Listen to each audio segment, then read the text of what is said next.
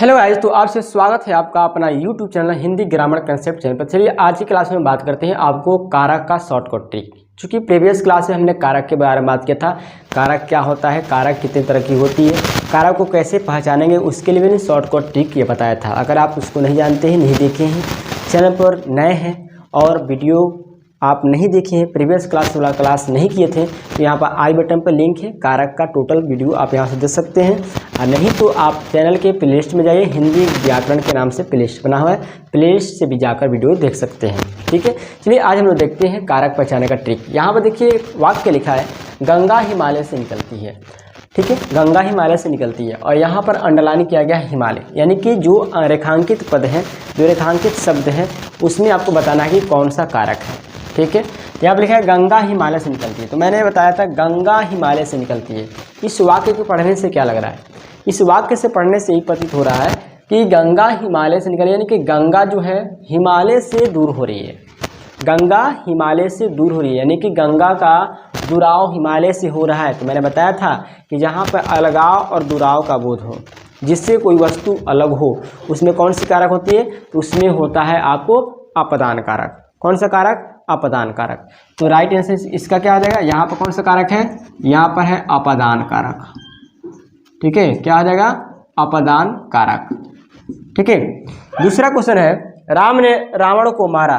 राम ने रावण को मारा, यहाँ बताना है कि रावण जो शब्द है, इस पे बताना है कि इसमें कौन सी कारक प्रयोग हुई है। ठीक है, राम ने रावण को मारा, इसमें कौन सी कारक प्रयोग हुई है।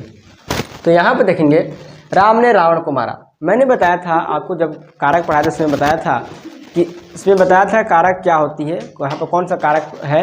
तो मैंने बताया था आपको कि जहाँ पर क्रिया का फल जिस पर पड़े, क्रिया का फल जिस पर पड़े उसे कर्म कारक कहते हैं। या ऐसे मैंने बताया था कि क्रिया कर्ता के द्वारा जिस वस्तु पर, कर्ता के द्वारा जिस वस्तु पर, ठीक है, तो यहाँ पर क्या बताया, राम ने रावण को मारा। तो मैंने बताया था कि कर्ता के द्वारा जिस वस्तु पर काम किया जाए, ठीक है, कर्ता के द्वारा जिस वस्तु पर काम किया जाए उसमें कौन सा कारक होता है, कर्म कारक। और ऐसे मैंने कारक का चिन्ह भी बताया था, कर्ता ने कर्म को, ऐसे चिन्ह बताया था ना। तो यहाँ पर है कर्ता के द्वारा जिस वस्तु पर काम किया जाए, तो मारने का काम, मारने का काम किस वस्तु पर, यानी रावण को। तो रावण में कौन सा कारक है, ये है आपको कर्म कारक। कर्ता के द्वारा जिस वस्तु पर काम किया जाए उसमें कर्म कारक होती है। तो राम है कर्ता और राम किसको मार रहे हैं, तो रावण को। मारने का काम किस वस्तु पर, तो रावण को। तो रावण क्या हो गया यहाँ पर, कर्म कारक। तीसरा वाक्य है, राजा ने गरीब को धन दिया। राजा ने गरीब को धन दिया, बताना है कि गरीब में कौन सा कारक है। तो राजा ने गरीब को धन दिया। अब देखिए इस वाक्य से क्या पता चल रहा है, मैंने आपको संप्रदान कारक में बताया था कि जिसके लिए कोई काम किया जाए या जिसको कुछ दिया जाए, जिसके लिए काम किया जाए या जिसको कुछ दिया जाए, उसमें कौन सी कारक होती है, तो उसमें होती है संप्रदान कारक। जिसको कुछ दिया जाए या जिसके लिए कोई काम किया जाए।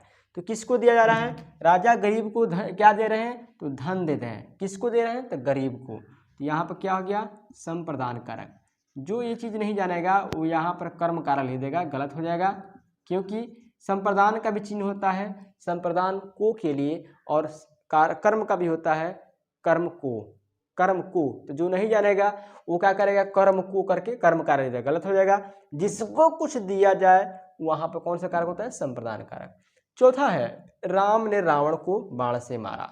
तो राम ने रावण को बाण से मारा, तो किसमें, बाण में जो है बताना है कौन सा कारक है, बाण में कौन सा कारक है। तो राम ने रावण को बाण से मारा, मारने का काम किसी से, बाण से।